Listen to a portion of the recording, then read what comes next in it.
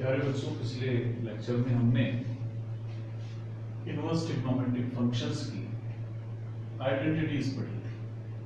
अब इन आइडेंटिटीज का यूज हमें एक्सरसाइज 2.2 और मिसलेनियस एक्सरसाइज की प्रॉब्लम्स को सॉल्व करने में करना है। मैं एक्सरसाइज 2.2 के फर्स्ट क्वेश्चन से शुरू कर रहा हूं। यहाँ हमें प्रूव करना है कि 3 sin inverse x sin inverse 3x minus 4x cube के इक्वल होता है। यहाँ पर जो x है वो -1/2 और 1/2 के क्लोज इंटरवल में से लिया जाता है। तो उसको सॉल्व करने के लिए हमने, आपको याद होगा, ये आइडेंटिटी भी लिखी है। इसके लिए मैं लेट sin इनवर्स x लेता हूं कि वो थीटा के बराबर, यानी x sin थीटा के इक्वल है। यहां पर x -1/2 से 1/2 के बीच में लिया है। इसका मतलब हुआ कि sin थीटा की जो वैल्यू है वो -1/2 से 1/2 के बीच में ली। sin थीटा -1/2 से और 1/2 के क्लोज इंटरवल में लिया। आपको याद होगा sin थीटा की वैल्यू -1/2 -π/6 पर होती है। इसका मतलब हुआ कि जो थीटा है वो -π/6 से +π/6 के बीच में है। अब हम आगे इसको मूव करते हैं। x sin थीटा के बराबर है। यहां पर हम लिख सकते हैं कि sin 3 थीटा, हमने 11 में पढ़ा था कि sin 3 theta 3 sin theta -4 sin cube theta के इक्वल होता है। यानी sin 3 थीटा को हम लिख सकते हैं 3, और sin थीटा का मीनिंग है x, तो 3x माइनस 4x। जब sin 3 theta 3x minus 4x cube है तो 3 थीटा की value sin inverse 3x minus 4x cube होना चाहिए। और थीटा हमने लिया है कि थीटा है sin इनवर्स x, यानी 3 sin inverse x sin inverse 3x minus 4x cube. अब हमें ये भी देख लेना है कि जो 3 थीटा है वो कौन सी दो वैल्यूज के बीच में लाई करेगा। हमने देखा था थीटा -π/6 से +π/6 के बीच में है, तो 3 थीटा हम देख सकते हैं, इसको मैं 3 से मल्टीप्लाई कर दूंगा तो -π/2 से +π/2 के बीच में ही होगा। ये साइन इनवर्स फंक्शन की प्रिंसिपल वैल्यू ब्रांच भी है, यानी ये जो हमने आइडेंटिटी बनाई है ये वैलिड है। यानी 3 sin inverse x sin inverse 3x minus 4x cube के इक्वल होगा। इसी तरह से जो सेकंड क्वेश्चन है वहां पर हमें 3 cos inverse x equal to cos inverse 4x cube minus 3x cube करना है। बिल्कुल इसी तरह से उस क्वेश्चन को भी कराया जाता है। वहां सिर्फ आपको यूज करना है cos 3 theta equal to 4 cos cube theta minus 3 cos theta की आइडेंटिटी, और सेम इसी तरह से आप उस क्वेश्चन को भी कर लीजिए। अब इसी एक्सरसाइज का क्वेश्चन नंबर 3 है, जहां हमें प्रूव करना है कि tan inverse 2/11 plus tan inverse 7/24। Question number 3 है tangent inverse 2/11 plus tan inverse 7/24। इन दोनों का सम tan इनवर्स 1/2 हमें लाना है।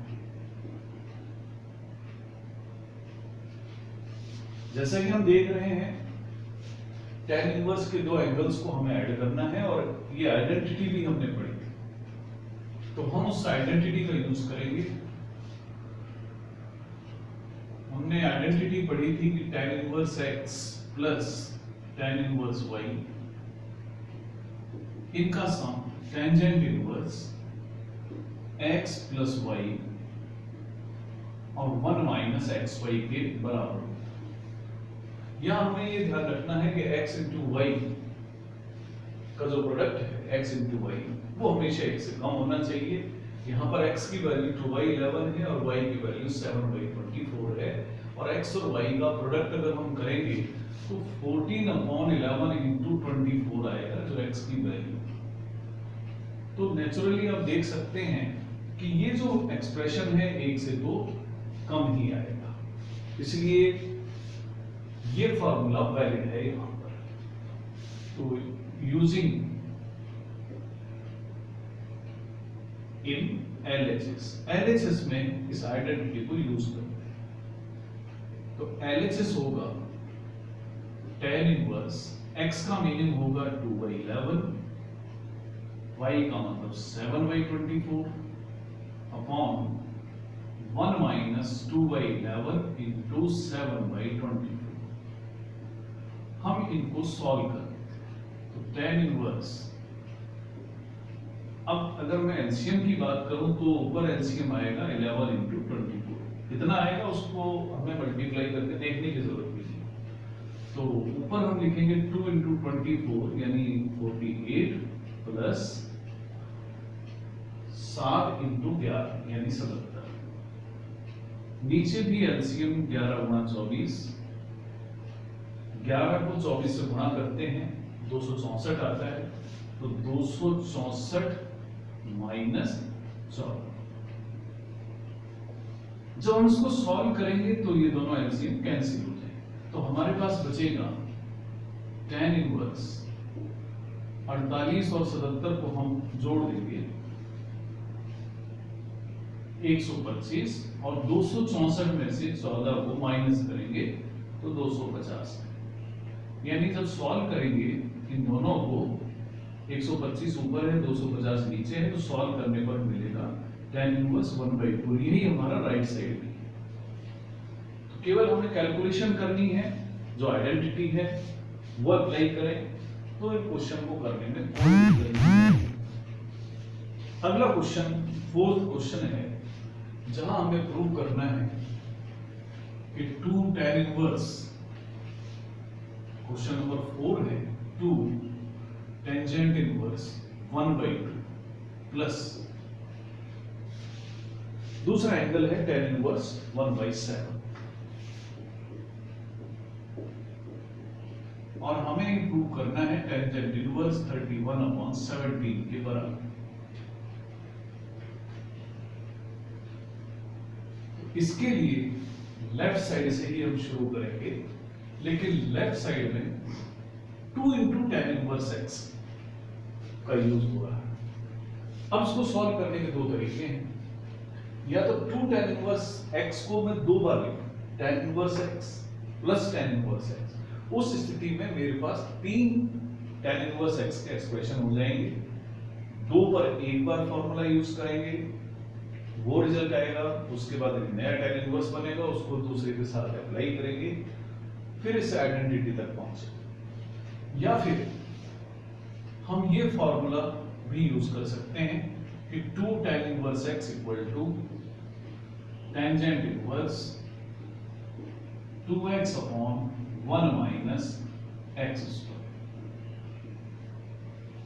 लेकिन जैसा कि हमने उस समय पढ़ा था, उस समय हमें ये याद रखना है कि एक्स स्क्वायर की जो वैल्यू है वो हमेशा 1 से कम होनी चाहिए। यहाँ पर x की वैल्यू 1/2 है, तो एक्स स्क्वायर की वैल्यू 1/4 है जो 1 से कम है, यानी ये फॉर्मूला हम अप्लाई कर सकते हैं। तो LHS होगा टेंजेंट इनवर्स, जब हम ये आइडेंटिटी यूज करेंगे 2 tan इनवर्स x की, तो 2 इंटू x का मतलब 1/2 अपॉन 1 माइनस, अब एक्स स्क्वायर का मतलब 1/2 का स्क्वायर जो कि 1/4 प्लस tan इनवर्स 1/7। एक बार फिर यूज करेंगे तो ये होगा tan inverse 1 upon 3/4 plus tan inverse 1/7। जब इसको हम सॉल्व कर लें तो tan inverse 4/3 plus tan inverse 1/7। दो tan इनवर्स x का एक्सप्रेशन एक बार फिर हमें मिलते हैं। पिछली बार हमने tan inverse x plus tan inverse y की आइडेंटिटी यूज की थी, एक बार फिर इसको यूज करते हैं तो हमें मिलेगा tan inverse x plus y upon 1 minus x into y। अब इनको हमें सॉल्व करना है तो tan इनवर्स एलसीएम लेंगे 21 मिलेगा, तो ऊपर मिलेगा हमें 7 इंटू 4 28 प्लस 7 से 21 को डिवाइड करेंगे 3 और 1 से गुणा कर देंगे तो 3, नीचे मिलेगा 21 ही एलसीएम और 21 माइनस 4। तो यानी जब सॉल्व कर देंगे तो 21 दोनों जगह है, एलसीएम कैंसिल होगा, ऊपर 31 बचेगा, नीचे 17 और यही हमें आंसर भी लाना है आरएचएस में। तो ये हमारा आरएचएस है। तो आप देख सकते हैं इनमें किसी भी प्रकार की कोई दिक्कत नहीं है, सिर्फ आपको आइडेंटिटी याद होनी चाहिए। अगर आप आइडेंटिटी याद कर लेते हैं तो इन क्वेश्चंस को करने में कहीं पर भी दुविधा नहीं रहती है। उसके बाद में जो 5वें क्वेश्चन से आगे क्वेश्चंस हैं उनमें हमें दिए हुए इनवर्स ट्रिग्नोमेट्रिक फंक्शंस को सिंपलेस्ट फॉर्म में लिखना है। तो मैं क्वेश्चन 5th ले रहा हूं। क्वेश्चन नंबर 5 है tangent inverse √1 plus x square minus 1 upon x।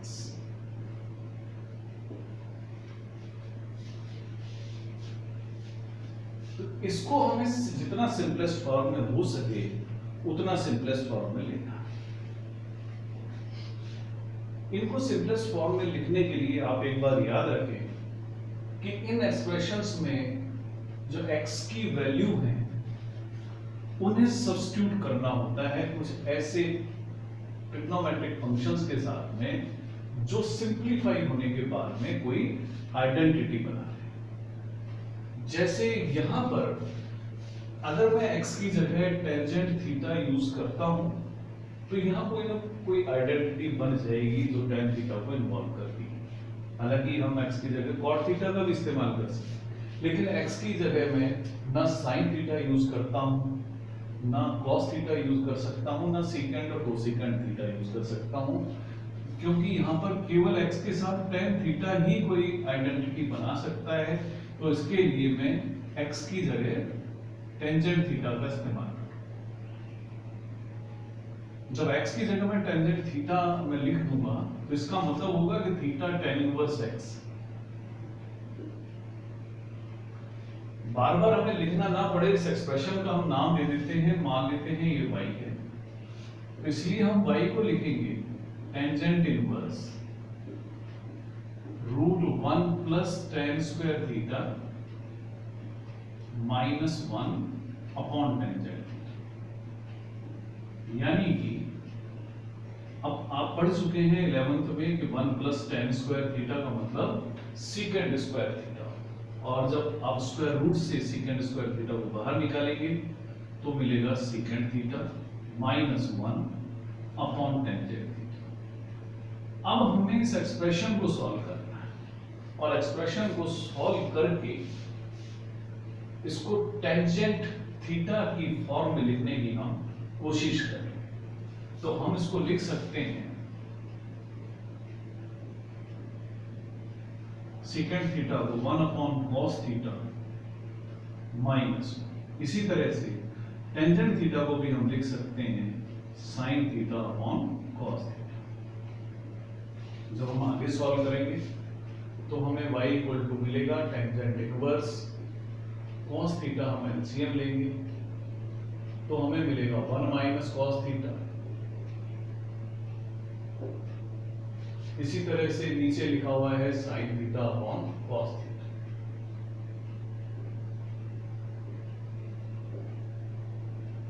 Cos theta cancel हो जाए तो हमारे पास tangent inverse 1 minus cos theta upon sine theta बचेगा। 1 माइनस कॉस थीटा के बारे में हम 11th क्लास में पढ़ चुके हैं, ये आइडेंटिटी हमने पढ़ी थी।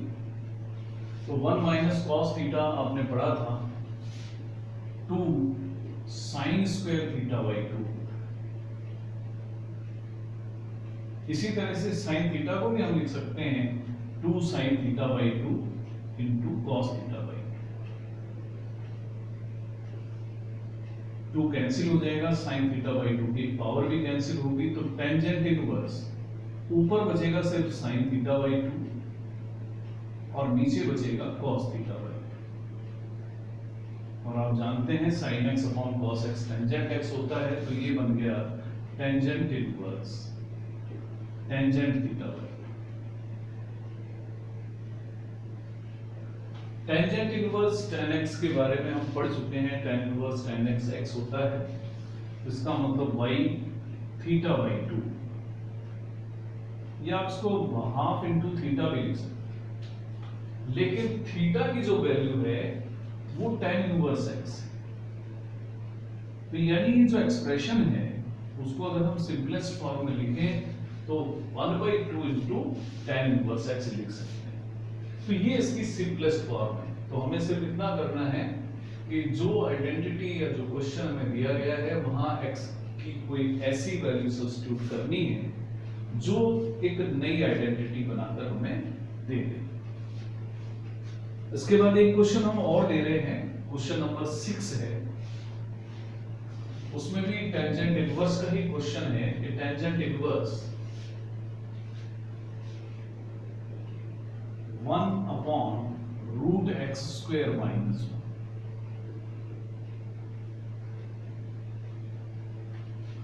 अगर आप साइड में कंडीशन देखेंगे कि मॉडुलस ऑफ एक्स 1 से बड़ा होना चाहिए, तो ये इसलिए जरूरी है कि अगर हम ये कंडीशन अप्लाई नहीं करेंगे तो ये डिफाइन नहीं होगा। जो स्क्वायर रूट के अंदर एक्सप्रेशन है वो हमेशा पॉजिटिव होना चाहिए, नॉन नेगेटिव होना चाहिए। यहाँ पर ये 0 भी नहीं हो सकता था, इसलिए मॉडुलस ऑफ x को ग्रेटर देन 1 रखना है, यानी x की वैल्यू या तो 1 से ग्रेटर होगी या -1 से छोटी।